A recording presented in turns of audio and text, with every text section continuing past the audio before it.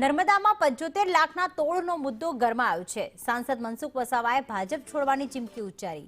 ચૈતર વસાવાએ 75 લાખની કટકી માંગ્યાનો આક્ષેપ થઈ રહ્યો છે। સાંસદે કહ્યું, મનસુખ વસાવાએ કહ્યું કે મને કલેક્ટર સંજય મોદીએ વાત કરી હતી। સરકાર આ મુદ્દે યોગ્ય તપાસ કરાવે। સરકાર સાથ નહીં આપે તો પાર્ટી છોડી દઈશ। કલેક્ટર સંજય મોદી ડરપોક છે। મનસુખ વસાવાના આક્ષેપ મુદ્દે ચૈતર વસાવાએ જવાબ આપ્યો। ચૈતર વસાવાએ કહ્યું કે આક્ષેપને લઈને અમે કલેક્ટરને મળ્યા હતા। કલેક્ટરે વાત ખોટી હોવાનો ખુલાસો કર્યો છે। મારી રાજકીય શાખને નુકસાન પહોંચાડવાનો આ પ્રયાસ થઈ રહ્યો છે।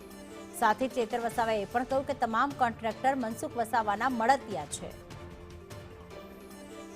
મારા વતી સાંસદને બોલાવ્યા હતા અને નીલરાવને બોલાવ્યા હતા અને આપે એવું કીધું છે કે ચૈતરભાઈ 1.5 કરોડ માંગતા હતા પણ માંડ 75 લાખમાં પૈતું છે અને એમને 75 લાખ રૂપિયા આપણે આપવાના થાય છે। ત્યારે સાંસદે એવું કીધું કે ના ભાઈ, આપણે 1 રૂપિયો આપવાનો થતો નથી।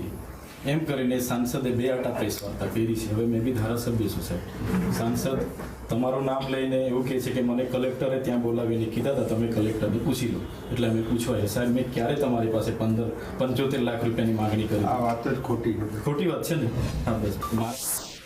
નર્મદા જિલ્લા બાંધકામ વિભાગના કાર્યપાલક ઇજનેર મિસ્ટર મોદી પાસે 75 લાખની માંગણી કરી અને એ મોદીએ કાર્યપાલક ઇજનેરે જિલ્લા કલેક્ટર મોદી એસકે મોદીને કહ્યું કે ધારાસભ્ય ચૈતર વસાવા આ પ્રકારની માંગણી કરે છે। તે વખતે કાર્યપાલક ઇજનેરે કબૂલ કર્યું છે, બધા લોકોની હાજરીમાં, કલેક્ટરની હાજરીમાં કબૂલ કર્યું છે। કલેક્ટર પાસે રેકોર્ડિંગ પર છે, કલેક્ટર પાસે આ મોદીનું રેકોર્ડિંગ પર છે, પણ કલેક્ટર કેમ આજે આ વાતને છુપાવે છે એ મારા માટેનો મોટો પ્રશ્ન છે। ચોક્કસ આમાં કંઈક ને કંઈક મને લાગે છે।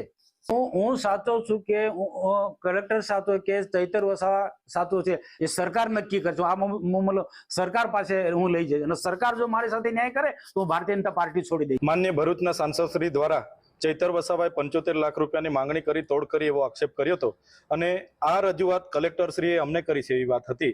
ત્યારે જિલ્લાના વડા અમારા કલેક્ટર સાહેબને અમે મળવા માટે આવ્યા અને કલેક્ટર સાહેબે આપ સૌના હાજરીમાં ખુલાસો કર્યો કે આ તદ્દન વાત ખોટી છે। એટલે મનસુખભાઈને મારે વિનંતી છે, જે મુદ્દો એ વડાપ્રધાન શ્રીના ડેડિયાપાડા કાર્યક્રમના ખર્ચાનો છે તો એની જ માહિતી રાખો ને। તમે આવા પાયા વિહોણા એક સાંસદ તરીકે મારા પર આક્ષેપ કરો, મારી રાજકીય કારકિર્દી, મારી શાખને તમે નુકસાન કરવાનું કામ કરો, એ વ્યાજબી નથી।